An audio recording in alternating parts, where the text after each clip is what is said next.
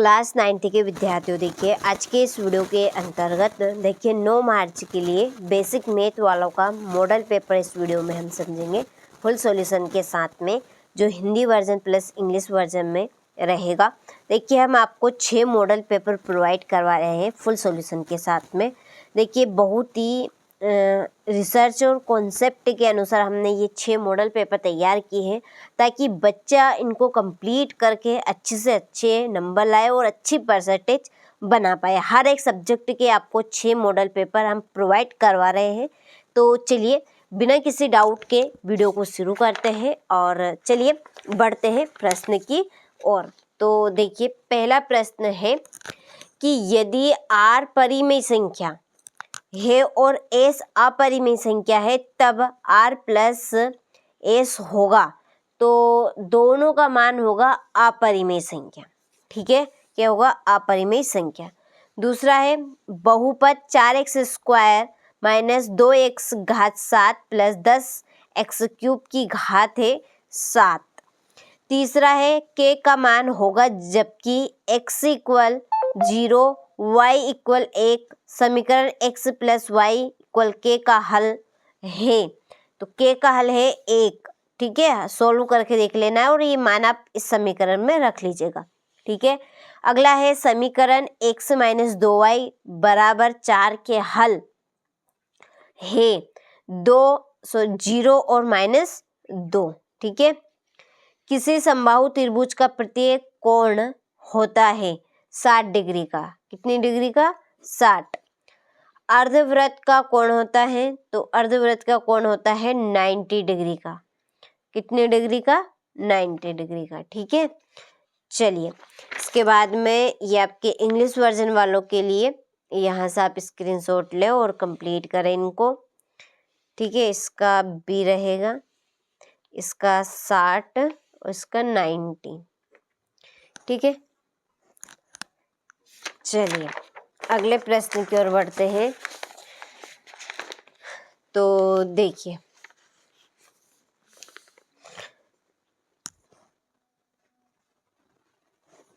पहला 2,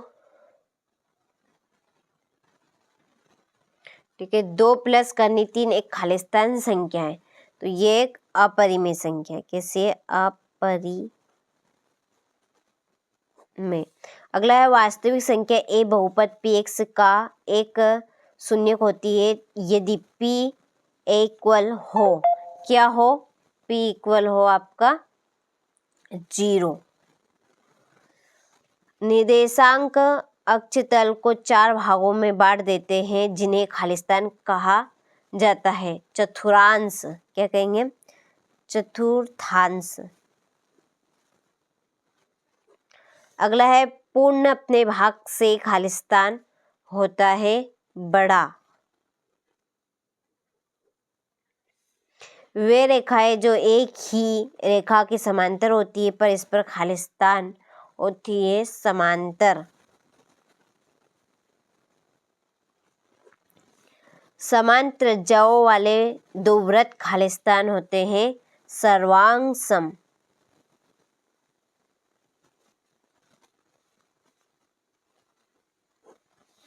ठीक है, चलिए यहाँ से आप स्क्रीनशॉट लें और अच्छे से आप कंप्लीट करें इन प्रश्न को। ठीक है, इसके बाद फिल इन ब्लैंक ये आपके इंग्लिश वर्जन वालों के लिए।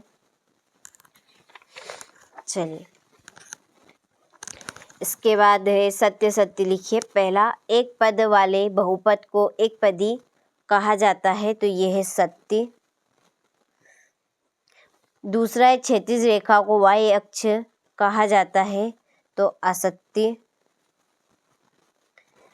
तीसरा है समीकरण y इक्वल 4x प्लस 3 के अपरिमित रूप से अनेक हल है, तो सत्य। ऋजु कोण की माप 60 डिग्री होती है, असत्य। 180 डिग्री की होती है। कितनी होती है? 180, इसलिए यह असत्य है। अगला है यदि दो रेखाएं परस्पर प्रतिच्छेद करे तो शीर्षामुख कोण बराबर होते हैं, तो सत्य। और वह चतुर्भुज जिसकी सभी भुजाएं समान हो और प्रत्येक कोण 90 डिग्री के बराबर हो वर्ग कहलाता है। तो सत्ती। ठीक है, चलिए इसी के नीचे इंग्लिश मीडियम वालों के लिए तो पहले का आपका राइट है, ठीक है, ट्रू, दूसरे का रोंग, तीसरे का राइट, चौथे का रोंग और पांचवे का राइट और छठे का भी राइट है। ठीक है, ये चलिए अब बढ़ते हैं अगले प्रश्न की ओर। देखिए, सही जोड़ी बनाइए। देखिए, पहली है बिंदु -3 8 के भुज का मान -3, इतना -3। मूल बिंदु के निर्देशांक 0 और 0। दो चरों वाला रैखिक समीकरण ax + by + c = 0। हीरोन के सूत्र में a = a + b + c बटा 2। वर्ग अंतर 10 से 20 में निम्न वर्ग सीमा 10, सॉरी ये आपके 10, ठीक है। उच्च सीमा पूछी जाए तो 20। वर्ग अंतराल 20 और 30 में उच्च वर्ग सीमा, तो इसमें 30 रहेगी। उच्च वर्ग सीमा पूछी तो 30 और निम्न वर्ग सीमा 20। ठीक है, चलिए तो ये आपका यहाँ पे सही जोड़ी हुई। इसके बाद ये इंग्लिश मीडियम वालों के लिए, चलिए तो नंबर यहाँ पे मैं डाल देती हूँ, आपको कंप्लीट कर लेना है। इसके बाद में ये आपकी 5वीं, ये छठी रहेगी, ये पहली जोड़ी, ये चौथी और ये आपकी हो गई दूसरी। ठीक, चलिए अब बढ़ते हैं अगले प्रश्न की ओर। तो देखिए, एक वाक्य में उत्तर लिखिए। पहला, द्विघात बहुपद की घात लिखिए। तो द्विघात बहुपद की घात कितनी होती है? 2। ठीक है, कितनी होगी? 2। दूसरा है एस सर्वांग समता नियम लिखिए। तो सर्वांग समता नियम है यदि एक त्रिभुज की तीनों भुजाओं, यहाँ से भुजाएं आएगी, भुजाएं एक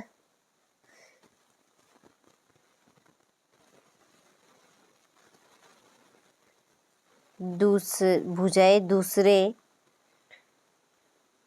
त्रिभुज की तीनों संगत भुजाओं के बराबर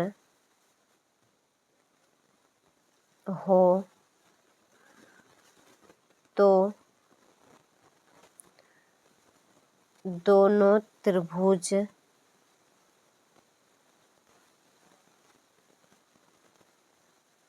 सर्वांग सम होते हैं।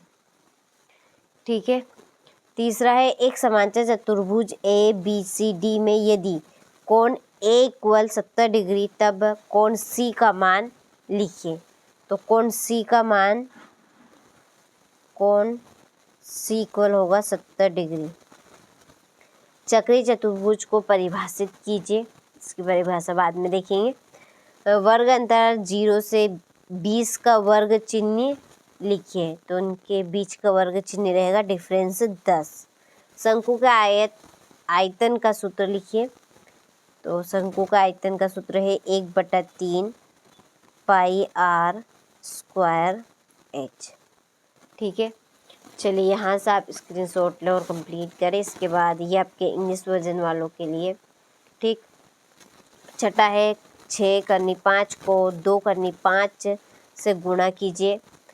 7वां 3/5 और 4/5 के बीच दो परिमेय संख्याएं ज्ञात कीजिए। अगला प्रश्न है सीधे गुणा किए बिना 103 गुणित 107 को सरल कीजिए। बिंदु किस चतुर्थांश में स्थित है? ये यहाँ निम्न बिंदु दिए गए हैं और ये इसी का अथवा है। ठीक है, चलिए 10वां प्रश्न है, आकृति में देखकर निम्नांकित को लिखिए।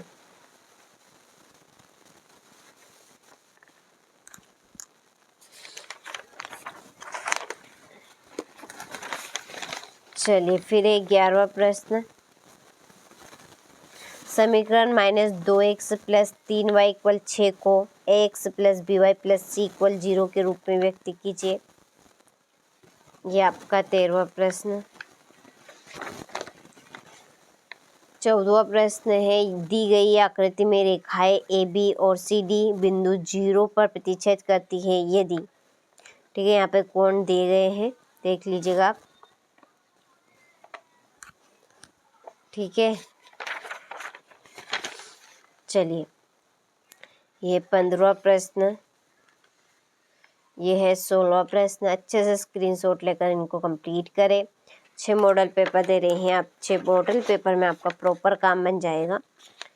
ये 17वां, एक लंब वृत्तीय शंकु का वक्र पृष्ठीय क्षेत्रफल ज्ञात कीजिए, जिसकी तिर्यक ऊंचाई 10 सेंटीमीटर और आधार की त्रिज्या 7 सेंटीमीटर है। ठीक है, दर्शाइए कि एक आयत का प्रत्येक कोण एक समकोण होता है।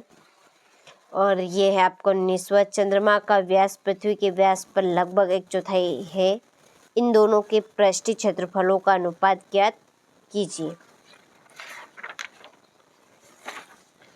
चलिए यहाँ से कंप्लीट करें आप। फिर 20वां प्रश्न है ये आपका,